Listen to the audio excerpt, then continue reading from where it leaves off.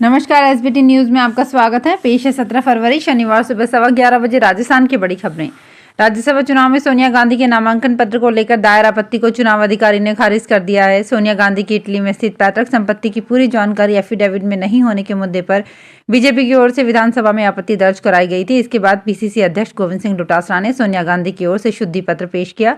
इसे स्वीकार करते हुए चुनाव अधिकारी महावीर प्रसाद शर्मा ने बीजेपी की ओर से दर्ज आपत्ति को खारिज कर दिया।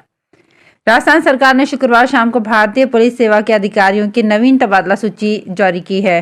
कार्मिक विभाग की ओर से जारी सूची में 65 आईपीएस अधिकारियों का तबादला किया गया है। अजमेर, सीकर, भीलवाड़ा, ब्यावर, जाला और पाली सहित कई जिलों के पुलिस कप्तान भी बदल दिए गए हैं। सूची के अनुसार प्रीति चंद्रा को डीआईजी आरएएससी से हटाकर अतिरिक्त पुलिस आयुक्त यातायात एवं प्रशासन जयपुर आयुक्तालय में लगाया गया है। वहीं डॉक्टर विकास पाठक को डीआईजी से पुलिस महानिरीक्षक के पद पर पदोन्नत कर पुलिस महानिरीक्षक कार्मिक पुलिस मुख्यालय जयपुर के पद पर पदस्थापित किया गया है। मनीष अग्रवाल द्वितीय को उप महानिरीक्षक एसओजी से उप महानिरीक्षक आरएसी जयपुर के पद पर लगाया गया है।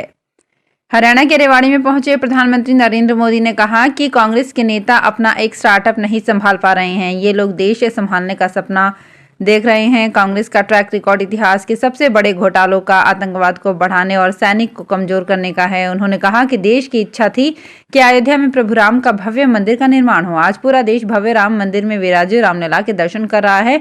और तो और कांग्रेस के लोग जो हमारे भगवान राम को काल्पनिक बताते थे, जो कभी नहीं चाहते थे कि अयोध्या में राम मंदिर बने, वो भी अब जय सिया राम बोलने लगे हैं। भारत बंद के आह्वान के बीच हरियाणा में 12 से 3 बजे तक टोल प्लाजा फ्री करवाए गए हैं। भारतीय किसान यूनियन चडूनी ने शुक्रवार को प्रदेश में 3 घंटे टोल फ्री की कॉल की थी। साथ ही दूसरे संगठनों से भी सहयोग मांगा है। वहीं शुक्रवार को भारत बंद का असर भी मिला जुला दिखाई दिया। सर्व कर्मचारी महासंघ द्वारा किसानों के भारत बंद का समर्थन किया गया। राजस्थान में ट्रांसफर पर बैन खुलने से ही विभागों से लिस्ट आना शुरू हो गया है। स्वायत्त शासन निदेशालय ने आज प्रदेश की अलग अलग नगरीय निकायों में लगे आयुक्त, अधिशासी अधिकारी, राजस्व निरीक्षकों और फायर शाखा से जुड़े अधिकारियों के तबादले किए हैं।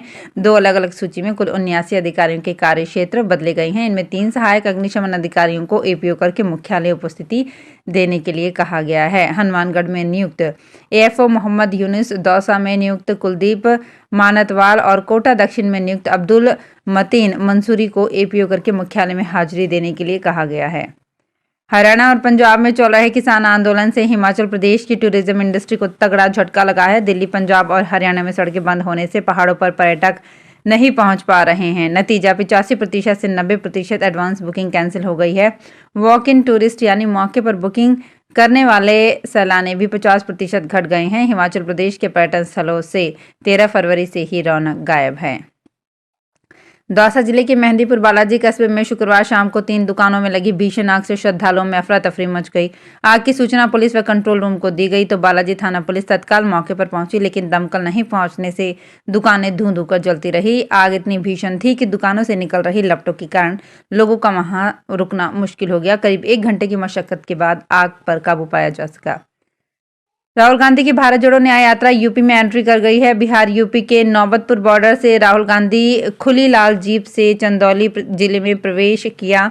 यहां से Rahul Gandhi national inter college स्थित कार्यक्रम स्थल पर पहुंचे। राहुल गांधी ने कहा, देश में जो नफरत और हिंसा फैल रही है उसका कारण अन्याय है। किसान युवाओं के साथ सामाजिक और आर्थिक अन्याय हो रहा है। राहुल ने कहा, अरबपतियों के लिए कालीन बिछी है, गरीबों के लिए कुछ नहीं। टीवी में ऐश्वर्या राय डांस करते हुए और अमिताभ बच्चन बल्ले बल्ले करते दिखेंगे, किसी गरीब की समस्या नहीं। राजस्थान की anti gangster task force police मुख्यालय की टीम ने दिल्ली के एक ज्वेलर से फिल्मी स्टाइल में हुई लाखों की जेवर और नकदी लूट के मामले में फरार चल रहे 5,000 के इनामी बदमाश को गिरफ्तार किया है। अपराध शाखा के पुलिस अधीक्षक करण शर्मा ने शुक्रवार को बताया कि करीब 8 महीने पहले दिल्ली के एक ज्वेलर से हुई लाखों के जेवर और नकदी के लूट के मामले में इनामी गैंगस्टर निर्मल सिंह को पकड़कर दिल्ली पुलिस के सुपुर्द कर दिया गया है। राजस्थान में राजसमंद के चुंडावत आमेट रियासत परिवार की बेटी सुदर्शना सिंह को उनके पति को भरण पोषण देना होगा। पारिवारिक मामले में उदयपुर कोर्ट ने हर महीने 4 लाख रुपए देने का फैसला सुनाया है। दोनों के बीच लंबे समय से विवाद चल रहा है। हिमाचल प्रदेश के पूर्व मुख्यमंत्री वीरभद्र सिंह के बेटे और वर्तमान पीडब्ल्यूडी मंत्री विक्रमादित्य सिंह के खिलाफ उदयपुर की फैमिली कोर्ट 3 ने शुक्रवार को यह आदेश जारी किया।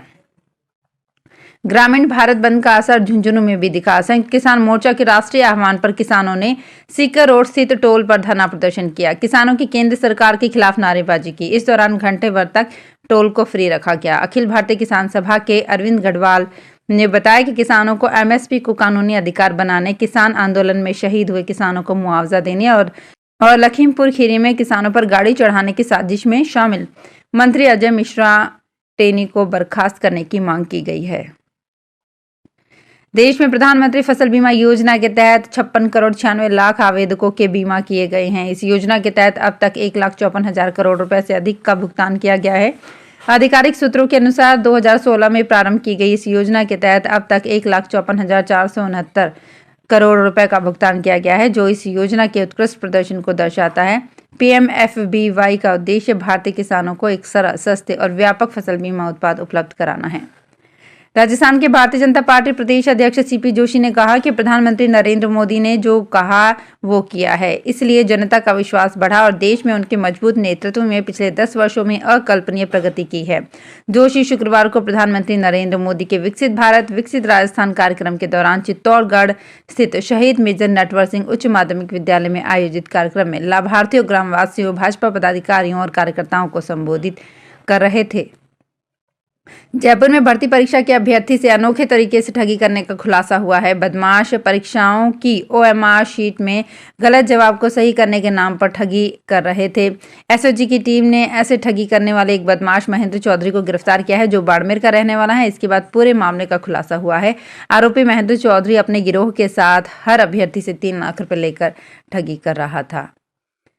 ब्रह्मा जी की नगरी पुष्कर आने वाले देसी विदेशी पर्यटक अब पूजा अर्चना के साथ ही सुरम्य पहाड़ी की तलहटी में हरी भरी वादियों के बीच घूमने का अवसर प्राप्त कर सकेंगे। घूमती हुई पृथ्वी के साथ प्रवेश कर टॉय ट्रेन में बैठकर जयपुर, उदयपुर, कोटा, जैसलमेर और पुष्कर के दर्शनीय स्थलों, मंदिरों और वहां के इतिहास की जानकारी से रूबरू हो सकेंगे। रात को सावित्री पहाड़ी पर लाइट एंड साउंड शो में पुष्कर के मंदिरों सहित यहाँ की पौराणिक कथाओं का सुंदर चित्रण देखने को मिलेगा। हाट बाजार के साथ ही मनोरंजन के लिए कृत्रिम झील में बोटिंग का लुत्फ भी उठा सकेंगे।